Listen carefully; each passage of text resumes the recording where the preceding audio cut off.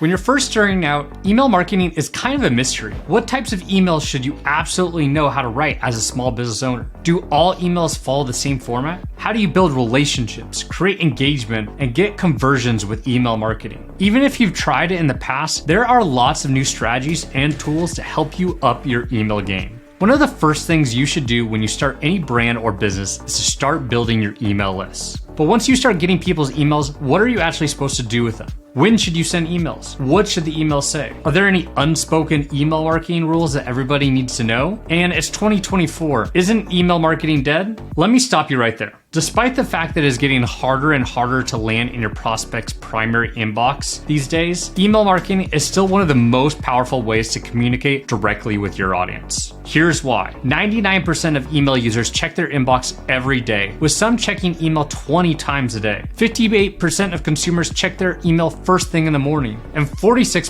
of smartphone users prefer to receive communications from businesses via email. 50% of people buy from marketing emails at least once per month, and 60% of people say that marketing emails have influenced their purchases. So in case you had any doubts, email marketing is still really important for business owners today. It is the best way to grow your brand consistently, nurture new leads, create engagement, and launch new products. Even though social media gets way more attention, when running a business, you do not want to put all your eggs in one basket. In a world where algorithms are always changing, being able to reach your subscribers in their email inbox is still the best way to make sure they actually see what you want them to see. In this video, I'm going to be breaking down the 5 types of emails you need to know how to write as a small business owner. Plus, I've included examples of campaigns that we've sent to our own email lists at Blaze, so you can see what these emails actually look like in a real-life inbox. Let's dive right in. The first is an autoresponder email. This is a broad term used to describe any email that's sent automatically in response to a user action. Think of the email or sequence of emails you get from a business after you purchase, subscribe, or otherwise opt in for anything. Day zero autoresponders are what we call these emails. They're sent out immediately after someone signs up to your list, usually in exchange for a lead magnet or another high-value promise. For example, here's a great one I recently got from Greg Eisenberg. As you can see, Day Zero autoresponders are typically short, sweet, and friendly. He welcomes me to his community, reminds me of what he's all about, and gives me some free content that will be valuable to me. In this type of email, you want to let your subscribers know what they're getting from you, how it will help them, and how they can use it. Also, because this is often the very first email correspondence you'll have with them, you want these emails to set the tone of your brand voice and experience, making your subscribers feel welcomed and part of the community. The second type of email is a customer education email. So this type of email is designed to get new leads from problem-aware into a solution-aware state. That's marketing jargon for getting them from a place where they know they have a problem. Maybe they need to plan a wedding reception, or they're trying to figure out which neighborhoods would be best for them to buy a house in Tucson, to a place where they know that you have a solution to that problem. You offer wedding planning services, or you sell real estate in Tucson. Anyway, these customer education emails are sent shortly after subscribers join your email list and get your Day Zero autoresponders. These emails should make them feel like they're part of something bigger by building rapport and drawing them deeper into your mission and solution. So for example, when you get started with Blaze, our AI marketing tool for non-marketers, you'll receive a series of customer education emails, each written with a very particular purpose. The first is to introduce you to the community we serve. Teams of one who are overwhelmed by all the marketing stuff they have to do to keep their business growing. The second is to teach you how to use brand voice, one of Blaze's key features for making AI generate content that sounds like you. And the last email is to add awesome value and offer next steps. Ultimately, the goal here is to nurture a relationship with your lists, encourage engagement, and turn your leads into raving fans. The third type of email you need to grow your business is a sales email. This is a big one because it is all about getting you paid. The number of emails included in a sales campaign will vary depending on the product, the business, and ultimately what the end goal is with the campaign. So you could have anything from a quick one-day promo all the way up to a weeks-long launch. And we have done both. We found that the sweet spot is somewhere between 3 to 5 emails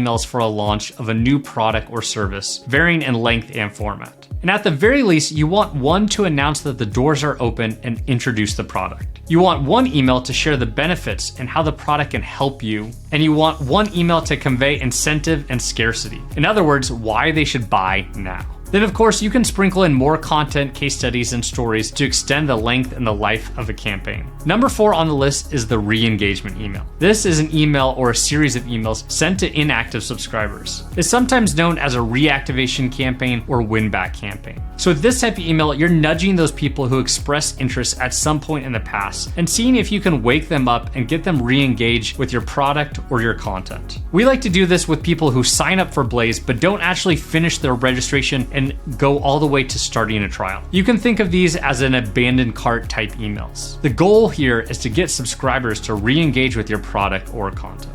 And email number 5 is the content email. This is an email or a series of emails written to provide educational, inspirational, or entertainment value. Content emails are often called newsletters, and your users start to expect to receive them, which is really, really important to build rapport. 81% of marketers say their most used form of content marketing is email newsletters. If you are selling anything on the internet, it's really important to mix up those sales emails where you're asking for something with content emails where you're giving away value and asking for nothing in return. If all you ever do is sell, sell, sell, that's an amazing way to lose subscribers. Don't be that person. Now, content emails come in all different shapes and forms, but at the very base level, they should always have a hook, a teaser, and a call to action. We send out a newsletter on a weekly basis to announce new features, celebrate customer success stories, and let people know about our latest YouTube videos and blog posts. So the hooks of our emails or the subject lines usually depend on the hook of the content that we're promoting. The content inside the body of the email is a teaser, giving a preview of what to expect. And then the CTA is to go watch our YouTube video or check out the rest of the blog posts. And one bonus tip for you, always include a juicy PS line to keep your audience hooked on consuming more of your content.